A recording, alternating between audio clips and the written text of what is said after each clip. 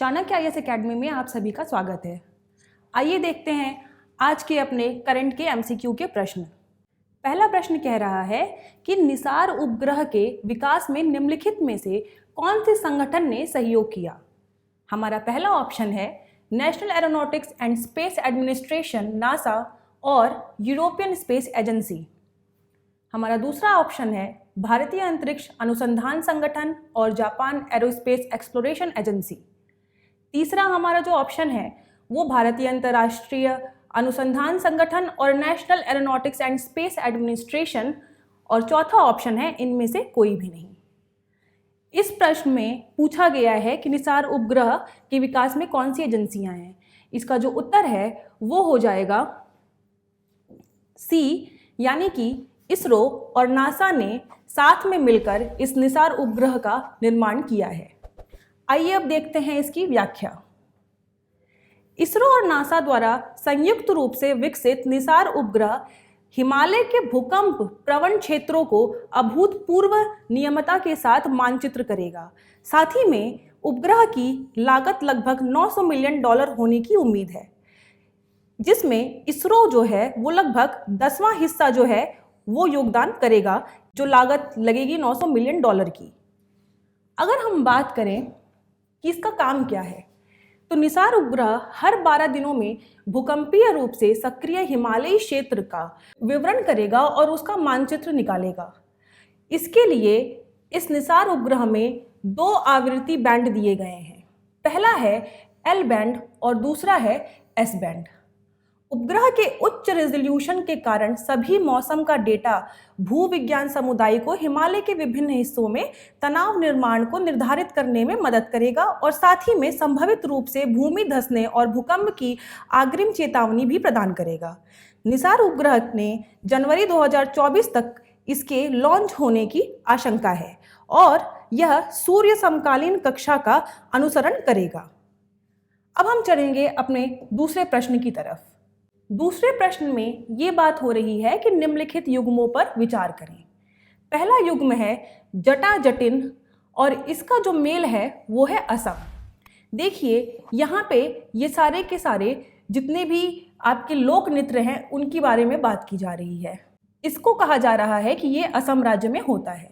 दूसरा है भवई गुजरात, बिहू बिहार और कुंदांडी जम्मू और कश्मीर। उपरोक्त युग्मों में जो युग्म दिए हुए हैं उनमें से कौन सा युग्म सही सुमेलित है। तो देखिए अगर हम देखें तो हमारा पहला जो युग्म है वो गलत है, दूसरा युग्म हमारा सही है, तीसरा युग्म भी गलत है, चौथा युग्म सही है। इस कारण से हमारे इस प्रश्न का उत्तर होगा बी, केवल 2 युग्म सही हैं। अब हम देखेंगे इसकी व्याख्या। देखिए जो जाटा जतिन है वो बिहार का नृत्य है, भवई जो है वो गुजरात का नृत्य है, बिहू असम का नृत्य है और कुंदांडी जम्मू और कश्मीर का नृत्य है।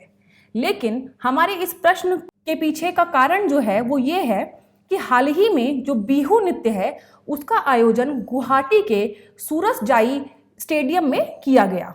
यहाँ पर लगभग 11,200 से अधिक बिहू कलाकारों ने प्रदर्शन में भाग लिया और एक ही स्थान पर ये सबसे बड़ा बिहू प्रदर्शन रिकॉर्ड बनाया गया है। प्रदर्शन में जो रंगीन मेखला है उसकी चादर महिलाओं ने ओढ़ रखी थी जब वो नृत्य कर रही थी, और जो गोगुना होता है वो एक वीणा होती है जिसका इस्तेमाल बिहू नृत्य में उसको एक संगीत बजाने वाले एक ढोल के या फिर वादक के रूप में देखा जाता है। साथ ही में पेपा जो कि एक भैंस की सींग की नाल है, ये भी एक संगीत बजाने वाला यंत्र है। ये जो पेपा यंत्र है इसे पुरुष ही बजाते हैं और जो महिलाएं हैं वो इस नृत्य में रंगीन मेखला चादर ओढ़कर नृत्य करती हैं। इस कार्यक्रम में प्रधानमंत्री और असम के मुख्यमंत्री सहित विशेष अतिथियों ने भाग लिया। इस नृत्य में गिनीज वर्ल्ड रिकॉर्ड से रिकॉर्ड का प्रमाण पत्र प्राप्त किया। ये प्रमाण पत्र जो है वो हमारे मुख्य प्रधानमंत्री और साथ ही साथ मुख्यमंत्री जो हैं आसाम के उनको दिया गया। प्रदर्शन का उद्देश्य था कि हम अपनी जो संस्कृति है, जो स्वदेशी संस्कृति है, उसको विश्व मंच पर प्रदर्शित करें और मानव और प्रकृति के बीच एकता और समकालीनता को बढ़ावा दें। प्रधानमंत्री ने बिहू जो नर्तकियां हैं उनके साथ बातचीत की और साथ में भौगोलिक संकेतों के साथ गमोसा, जो कि एक बुना हुआ स्कार्फ या फिर तौलिया जिसे कहते हैं, गमोसा और रेशमी पोशाक, व्यंजन और जैविक कृषि उपज जैसे सांस्कृतिक तत्वों के लिए असम की प्रशंसा भी की साथ ही साथ। अब हम बढ़ेंगे अपने अगले प्रश्न की तरफ। देखिए, हमारा तीसरा प्रश्न है CGTMSE की क्रेडिट गारंटी जो फंड योजना है, उसके तहत जो गारंटी का आवाहन करते समय जो हमारे ऋणदाताएं हैं उनके द्वारा कानूनी कार्रवाई से छूट की सीमा क्या है। यहाँ पूछ रहा है कि जो छूट की सीमा है क्रेडिट गारंटी स्कीम फंड योजना में वो कितनी है। तो पहला है 2 लाख, दूसरा है 5 लाख, तीसरा है 10 लाख, चौथा है 1 करोड़। तो जो इसकी सीमा है वो है 10 लाख। आइए अब इसकी व्याख्या देखते हैं। देखिए, सूक्ष्म और लघु उद्यमों के लिए क्रेडिट गारंटी फंड ट्रस्ट की शुरुआत की गई। सूक्ष्म और लघु उद्यम क्षेत्र को मुक्त ऋण प्रदान करने के उद्देश्य से भारत सरकार ने GOI द्वारा 2000 में इस योजना को लॉन्च किया। ये योजना हमें याद रखनी है कि 2000 में ही लॉन्च हो चुकी थी। अभी के लिए इसमें और नए डेवलपमेंट हुए हैं। योजना के तहत नए और मौजूदा दोनों जो उद्यम कारोबार हैं, जो स्कीम है इसके अंतर्गत आराम से आ सकते हैं। ऐसा कुछ नहीं है कि जो पुराने हैं वो इस स्कीम के तहत कवर नहीं होंगे या फिर नए वाले नहीं होंगे, दोनों ही इस स्कीम का फायदा उठा सकते हैं। अगर हम CGTMSE की बात करें तो CGTMSE का जो कोष क्रमश है वो है 4:1 यानी 4:1। इसके अनुपात में भारत सरकार और जो सिडबी है उसके योगदान से हम इस क्रेडिट गारंटी स्कीम को चलाएंगे। जो MSME का मंत्रालय है और भारत सरकार और साथ ही भारतीय लघु उद्योग विकास बैंक है, उसने संयुक्त रूप से क्रेडिट गारंटी योजना को लागू करने के लिए एक ट्रस्ट की स्थापना भी की है। CGTMSE ने सूक्ष्म और लघु उद्यमों को दी जाने वाली जो ऋण सुविधाओं के लिए अपनी क्रेडिट गारंटी फंड योजना के तहत जो कवरेज की सीमा है उसे 2 करोड़ से बढ़ाकर 5 करोड़ प्रति उधारकर्ता कर दी है। यानी कि अब इसके तहत ज़्यादा जो है पैसे उधार के रूप में जो MSME चलाने वाले लोग हैं उन्हें मिल पाएगा। अगर हम देखें भारत सरकार और सिडबी द्वारा स्थापित जो CGTMSE है उसमें MSME को क्रेडिट प्राप्त करने में सक्षम बनाने के लिए गारंटी भी प्रदान की गई है। ऋण की लागत को कम से कम करने के लिए 1 करोड़ तक का ऋण के लिए गारंटी शुल्क में कमी की गई है।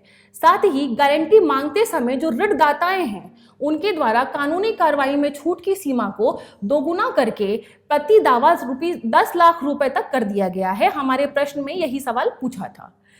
ये बदलाव जो भी लाए गए हैं ये सारे के सारे बदलाव 1 अप्रैल 2023 से प्रभावी होंगे। RBI के आंकड़ों के अनुसार 25 फरवरी 2022 को 24% की तुलना में 24 फरवरी 2023 तक जो MSME के सेगमेंट हैं उनमें ऋण की वृद्धि जो है वर्ष दर वर्ष जो है धीमी होती गई है। 13.2% के रफ्तार से ये जो गति है वो धीमी होती गई है।